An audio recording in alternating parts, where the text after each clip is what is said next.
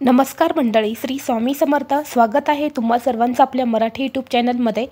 स्वामी महाराजांच्या कृपेने तुमच्या सर्व चांगल्या इच्छा पूर्ण हो, हीच मी स्वामींच्या चरणी प्रार्थना करते आणि आज या नवीन व्हिडिओला सुरुवात करते.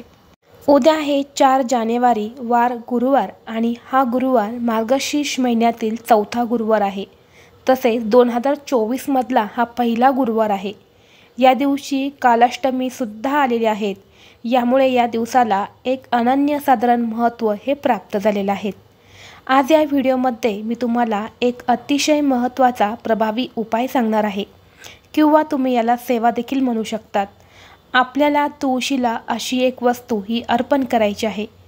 जर आपण ही वस्तू तुळशीला अर्पण केली तर 7 पिढ्यांचं दारिद्र्य हे नष्ट होईल. घराची, मुलांची, पतीची अगदी भरभरून प्रगती होईल. असा हा एक उपाय मी आज तुम्हाला या व्हिडिओमध्ये सांगणार आहे. त्यामुळे व्हिडिओ हा शेवटपर्यंत नक्की पहा. चॅनलवरती नवीन असाल तर सबस्क्राईब करा आणि असेच माहितीपूर्ण व्हिडिओ पाहण्यासाठी बेल आयकॉनलाही प्रेस करा. म्हणजे जेव्हा कधी मी नवीन व्हिडिओ अपलोड करेल त्याचं नोटिफिकेशन सर्वात अगोदर तुम्हाला भेटेल आणि तुम्ही एक पण व्हिडिओ मिस करणार नाही. आपल्या हिंदू धर्मामध्ये तुळशीला अनन्यसाधारण महत्त्व दिलं जातं आणि म्हणूनच आपल्या सर्वांच्याच घरासमोर तुळशीचं वृंदावन हे असायलाच हवं.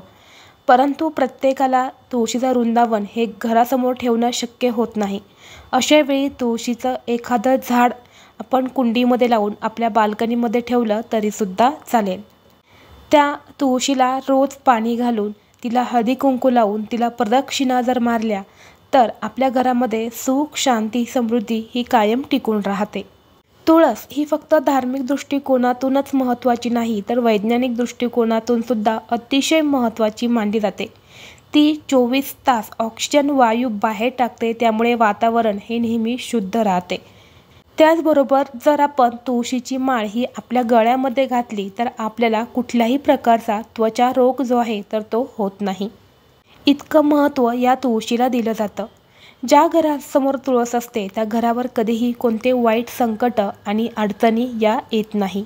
जर आपण नियमितपणे तुळशीची पूजा जर केली तर आपल्या घरामध्ये कधीही आर्थिक अडचणी, पैशांच्या अडचणी या येत नाही.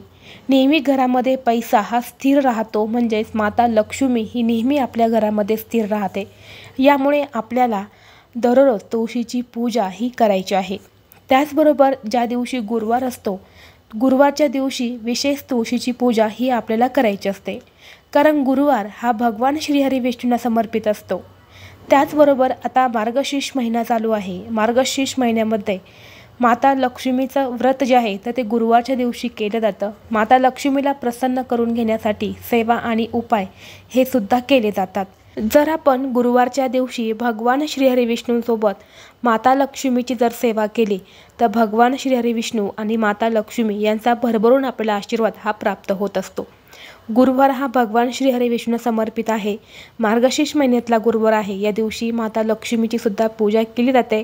हा गुरुवार माता लक्ष्मीला सुद्धा समर्पित केला जातो. यामुळे हा उपाय जो आहे तर तो आपल्याला आवर्जून करायचा आहे. तर पहा, तुम्हाला एक तांब्याचा कलश घ्यायचा आहे. कलश जो आहे त्यामध्ये तुम्हाला स्वच्छ पिण्याचं पाणी भरायचं आहे. यानंतर तुम्हाला त्यामध्ये चिमूटभर कुंकू टाकायचं आहे आणि हे कुंकू मिक्स केलेलं पाणी जे आहे तर ते आपल्याला तुळशीला अर्पण करायचं आहे. जर आपण या गुरुवारी तुळशीला कुंकू मिक्स करून जर पाणी अर्पण केलं तर माता लक्ष्मी ही आपल्यावरती प्रसन्न होईल आणि आपल्या घरामध्ये सुख, शांती, समृद्धी ही कायम टिकून राहील. त्याचबरोबर माता लक्ष्मी ही आपल्या घरामध्ये स्थिर राहील. यामुळे दारिद्र्य हे नष्ट होईल. त्याचबरोबर जर तुमच्या घरामध्ये आलेला पैसा हा टिकत नसेल, किंवा तुमचा पगार हा महिन्याभराचा पगार तुम्हाला महिना संपेपर्यंत पुरत नसेल, वारंवार आर्थिक अडचणी येत असतील, तर तुम्ही प्रत्येक गुरुवारी तुळशीला चिमूटभर हळद ही अर्पण करायला सुरुवात करा.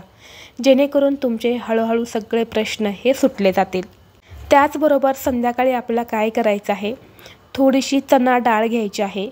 एक मातीचा दिवा तुम्हाला घ्यायचा आहे. या दिव्यामध्ये दुहेरी वात करून तुम्हाला लावायचे आहेत आणि हा दिवा तुम्हाला शुद्ध गाईच्या तुपाचा लावायचा आहे.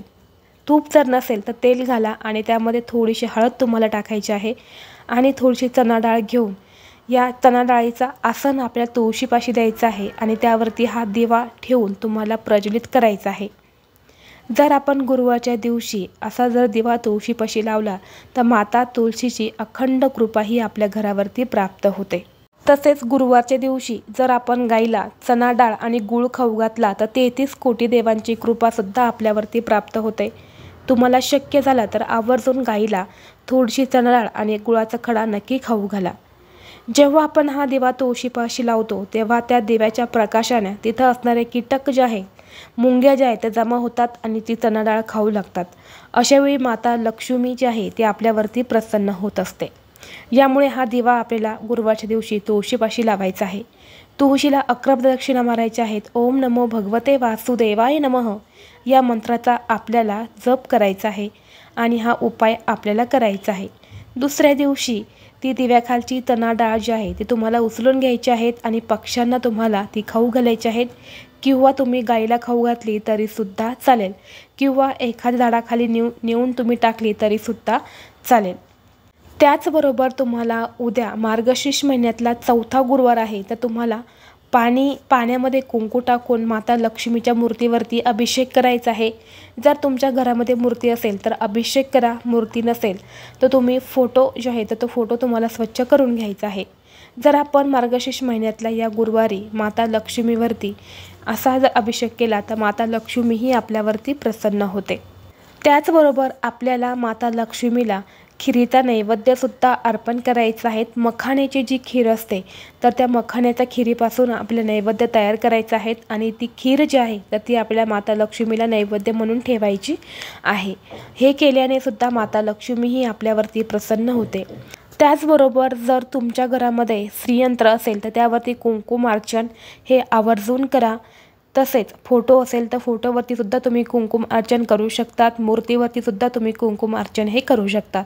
श्रीयंत्र असेल तर त्यावरतीच करा, फोटोवरती किंवा मूर्तीवरती करण्याची गरज नाही। परंतु ज्यांच्या घरात श्रीयंत्र नाही आहे त्यांनी फोटोवरती किंवा मूर्तीवरती कुंकुम अर्चन केलं तरीसुद्धा चालेल। गुरुवारच्या दिवशी कुंकुम अर्चन जर तुम्ही केलं तर त्याला अतिशय महत्त्व दिलं जातं, कारण हा गुरुवार मार्गशीर्ष महिन्यातील महत्त्वाचा गुरुवार मानला जातो। जर तुम्हाला हा व्हिडिओ आवडला तर व्हिडिओला लाईक करा, चॅनलवरती नवीन असाल तर सबस्क्राईब करा आणि असेच माहितीपूर्ण व्हिडिओ पाहण्यासाठी बेल आयकॉनलाही प्रेस करा। चला तर मग भेटू असंच पुढल्या एका नवीन व्हिडिओमध्ये। तोपर्यंत सर्वांना श्री स्वामी समर्थ।